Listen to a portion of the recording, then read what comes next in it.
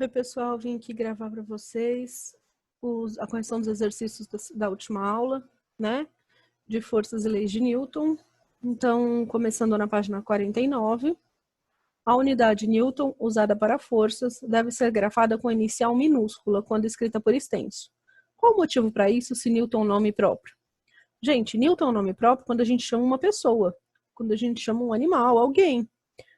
Quando a gente usa unidade de medida, a gente vai escrever ele com letra minúscula, exatamente para não ter confusão, tá? Mas, quando a gente vai usar ele do lado do número para dar resposta, a sigla dele é N maiúsculo, tá? O N é maiúsculo, mas quando a gente escreve Newton em minúsculo, beleza? E é o que ele está pedindo para vocês explicarem. 2. Determina a intensidade da força resultante em cada um dos sistemas representados. A gente está cansado de fazer exercício de vetor, né? Então a gente vai fazer o quê? 2 para a esquerda, 5 para a direita, subtrai porque estão para sentidos contrários, 3 newtons. Força resultante é 3 newtons, horizontal para a direita, né? Quem é maior sempre ganha. Aqui os dois para o mesmo lado, você soma 7 newtons, horizontal para a direita, né? Na letra C, 90 graus entre eles, perpendicular, a gente vai fazer Pitágoras, ou pelo triângulo pitagórico, 3, 4, 5. Quem quiser desenhar, vai fazer aqui, né? Fechar esse paralelogramo e vai desenhar a diagonal. Esse cara está indo na diagonal direita superior, tá? Ou diagonal para o nordeste. 3.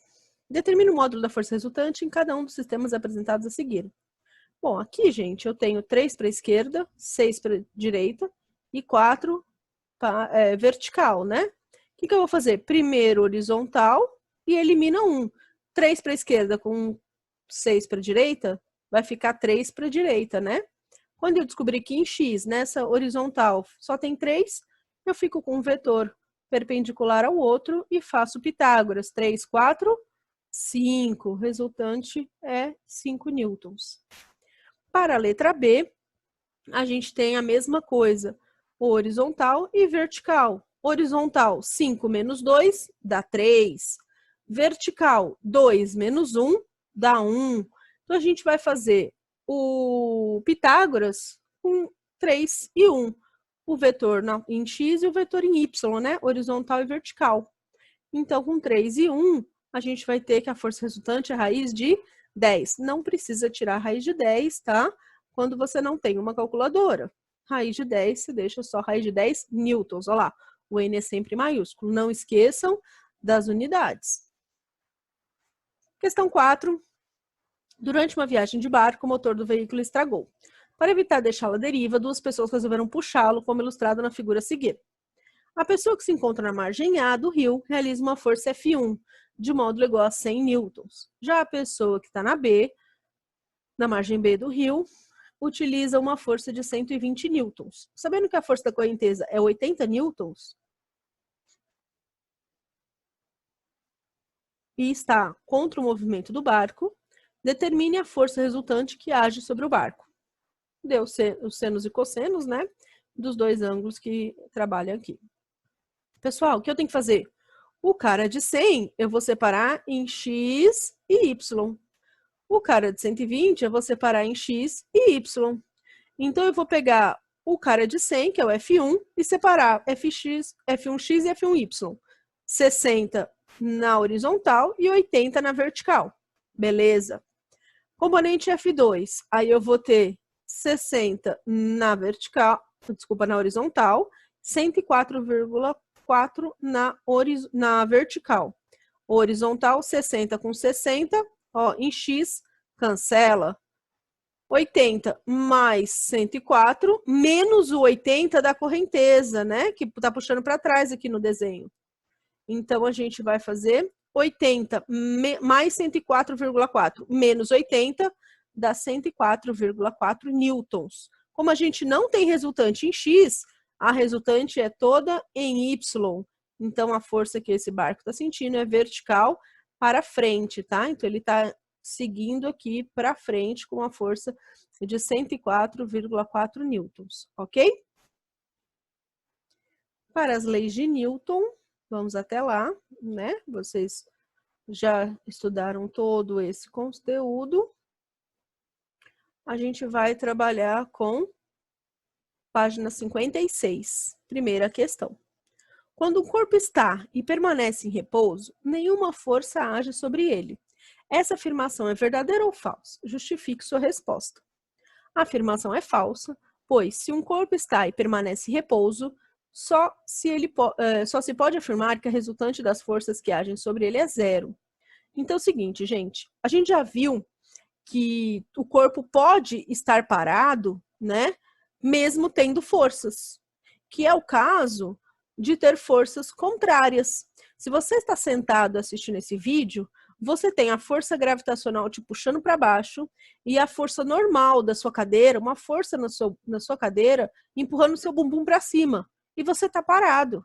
Você nem desce nem sobe, porque as duas forças se anulam no seu corpo, certo? Então eu posso ter forças que se anulam e mesmo assim ter o corpo parado. Então eu posso dizer que a força resultante que atua nesse corpo é zero. Mas eu não posso dizer que não tem força nenhuma. Tem várias forças, só que elas estão se cancelando. Beleza? Então a afirmação é falsa. Questão 2. Testes de colisão são feitos para verificação, entre outros, dos dispositivos de segurança dos veículos. Um desses testes é apresentado nas imagens a seguir. A primeira foto retrata o início da colisão do automóvel contra um muro. O motorista estava com o cinto de segurança e os demais passageiros não. Então aqui mostra o motorista, né? Uma criancinha no colo do motorista. Tem uma passageira aqui atrás, com uma criança no seu colo também. Ok? Hora que bate, você vê a mãe da criança aqui espremendo a criança no banco e o motorista espremendo a criança contra o volante, né? No segundo momento, você vê uma criança aqui, ó, atrás. Ela estava no banco da frente, do lado do motorista. Essa criança é jogada contra o vidro, ok? Essa mãe, ó, ela empurra com tudo, espreme a criança aqui contra o banco, ok? Essa aqui é a cabeça da criança. E a criança ainda bate a cabeça no do motorista, que bateu a cabeça aqui. Então, é um choque de cabeças, ó, tem as 4 cabeças chocando. E a criança que estava aqui na frente vai com tudo para fora, né? Com base no que foi exposto e em seus conhecimentos de física, responda se há necessidade de todos os passageiros de um veículo usarem cinto de segurança.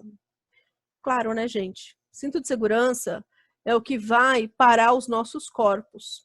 Numa batida, nesse caso o muro, segurou o carro, né? O carro estava com velocidade e a gente dentro do carro com a mesma velocidade, todo mundo lá 100 por hora. A hora que o carro bateu no muro, o muro parou o carro, mas ninguém parou a gente. Então a gente vai para frente, né?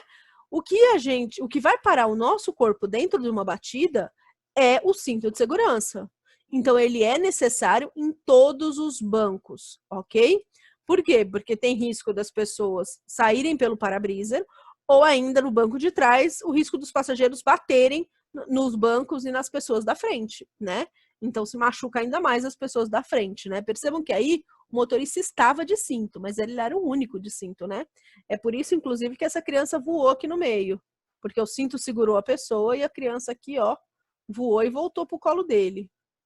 Agora o resto, né, não voltou para lugar nenhum. Ok? Foi pro além. Um cavalo tenta colocar uma carroça em movimento, puxando-a com certa força. Pela terceira lei de Newton, a carroça reage e aplica no cavalo uma força de mesma intensidade. Visto que as forças de ação e reação apresentam a mesma direção, mas sentidos contrários, a resultante delas tem intensidade igual a zero. Dessa forma, cavalo e carroça não conseguirão entrar em movimento de forma alguma. Julgue a validade do texto acima e justifique seu raciocínio.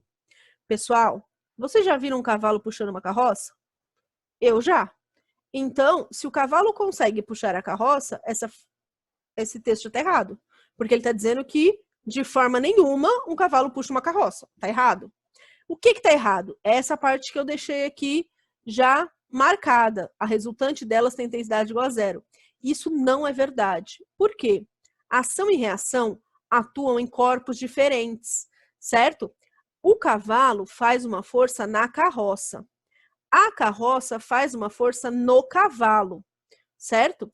O cavalo, ele recebe a força da carroça, faz uma força no chão e consegue ganhar dessa força da carroça e puxar ela para frente. A carroça só recebe a força do cavalo, no máximo uma força de atrito do chão, mas a gente não vai anular forças que não estejam no mesmo corpo. Aqui, como é um par de ação e reação, elas não atuam no mesmo corpo, então não podem ser anuladas, ok? Então não tem resultante igual a zero. O resultante da carroça é a força do cavalo. A resultante do cavalo é a força da carroça, mais a força que ele faz no chão, que o chão devolve. Tudo bem? Isso aqui é legal, vocês fazerem um teste até de andar, né? Às vezes descalço, ou mesmo de chinelo, você percebe. Quando você vai andar, você empurra o chão para trás. E o chão te empurra para frente. A gente anda porque a gente recebe a força do chão empurrando a gente para frente, tá? Então, o chão empurra a gente para frente quando a gente empurra o chão para trás, certo? É assim que a gente anda. E a mesma coisa com o cavalo. O cavalo empurra com a pata dele o chão para trás e o chão empurra o cavalo para frente. A carroça também puxa para trás, mas como a força do chão é muito maior que a força da carroça, o cavalo consegue andar e carregar essa carroça, ok? Espero que tenha ficado bem claro para vocês que ação e reação ocorrem em corpos diferentes, logo eu não posso ter resultante entre elas. Beleza? Questão 4. Assinale a afirmativa correta sobre a força resultante sobre um objeto em movimento. A. Para se manter o objeto em movimento, é necessário que a resultante das forças sobre ele não seja nula. Mentira! A gente viu que dá para manter um objeto até sem força nenhuma, que a gente vai manter o objeto em movimento por inércia, né? O objeto tende a continuar em movimento, ele continua, até alguém parar ele, beleza? Então, os objetos tendem a continuar em movimento até sem força. Então, se eles tiverem resultante nula, eles podem estar em movimento. Letra B. Se um objeto se move em um círculo com velocidade escalar constante, então a força resultante sobre ele é nula. Não é verdade. Se ele está num círculo, ele tem aceleração centrípeta, lembra? Para fazer círculos, precisamos de uma aceleração centrípeta. Se tem aceleração, tem força. Se tem uma aceleração centrípeta, a gente diz que tem uma força centrípeta, né? Força é massa vezes aceleração. Então, é massa vezes a aceleração centrípeta. Então, se está fazendo curva, se está em movimento em círculo, é porque tem uma força puxando para o meio. É uma força centrípeta, não é resultante nula, ok? Então, a alternativa está errada. Letra C. Se o objeto está em queda livre, a resultante das forças sobre ele é nula. Pessoal, não é verdade. Se ele está em queda livre, é porque ele está livre de resistências. Ele está livre de forças que atrapalham ele cair. Ele está caindo livremente. E se ele está caindo, é porque tem uma força puxando ele para baixo. E essa força que puxa ele para baixo é a força gravitacional, né? E então a resultante das forças não é nula, é a força gravitacional. E letra D, se o objeto está acelerado, então a resultante das forças sobre ele não é nula. Verdade. Se tem aceleração, tem força resultante, diferente de zero. Força é igual a m vezes A. Tem A, tem F, ok? Então, a gente vai para 5. No jargão aeronáutico, fala-se costumeiramente em 4 forças. Força de sustentação, força-peso, força de propulsão e força de arrasto. O diagrama de corpo livre de um avião está representado abaixo. Para um voo em linha reta, nivelado e com velocidade constante, é necessário e suficiente que, pessoal, aqui ó, força de sustentação, força de propulsão, força, peso e força de arrasto, ok? Sustentação e peso, para ele não subir e não descer, tem que ser forças iguais, né? Então, a soma vetorial tem que ser 0. Para não acelerar, velocidade constante é quando eu não tenho aceleração. Então, se eu não tenho aceleração, eu não tenho força resultante. O resultado tem que ser 0. Então, a força de arrasto mais a força de propulsão tem que ser 0. Agora, me perguntam, por que tem que ser a letra A e não pode ser a letra C? Tem que ser a letra A porque eu preciso somar os vetores, ok? Isso é uma soma vetorial, que quando a gente olha para o vetor, a gente descobre que aquela soma, na verdade, é uma subtração, né? Aqui eu estou somando números, aqui eu estou somando vetores. Quando eu somo vetores, eu olho para o sentido deles e muitas vezes vou precisar subtrair, como aqui é o caso, né? Então, para dar zero, é vetor mais vetor, que na verdade é menos. Aqui só é a soma dos dois números. Aqui é 10 para cima, 10 para baixo, vai dar zero. Se você fizer 10 mais 10, ele dá 20, não dá zero. Ok? Então, a alternativa correta é a alternativa A. Na questão 6, nossa última questão, a gente sabe que as forças F1, F2 e F3 agem sobre um bloco de massa 2 kg e tem, respectivamente, 3, 6 e 10 newtons. Determine a força resultante e a aceleração que age sobre cada um dos blocos. Então, na alternativa A, eu tenho um bloco com 3 forças. As forças são 3, 6 e 10. Percebam que as forças vão para o mesmo lado. Se as forças estão indo para o mesmo lado, elas têm que ser somadas. Então, eu somo as 3 forças, ok?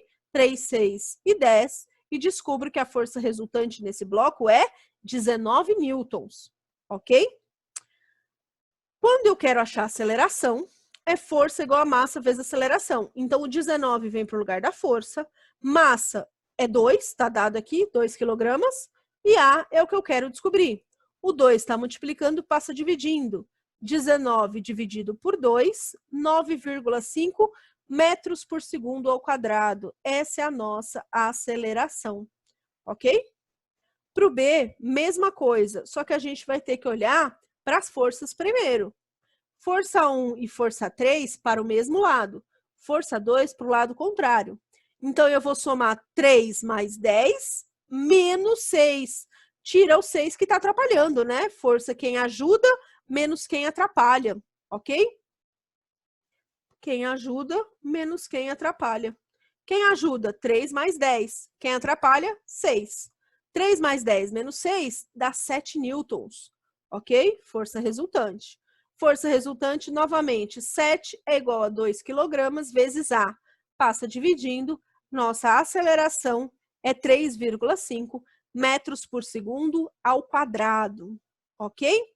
Pessoal, vou pedir para vocês resolver os exercícios da hora do estudo, como eu já deixei anotado no positivo on, e vou corrigir com vocês os exercícios do positivo on na próxima aula, ok? Beijinho, tchau, tchau.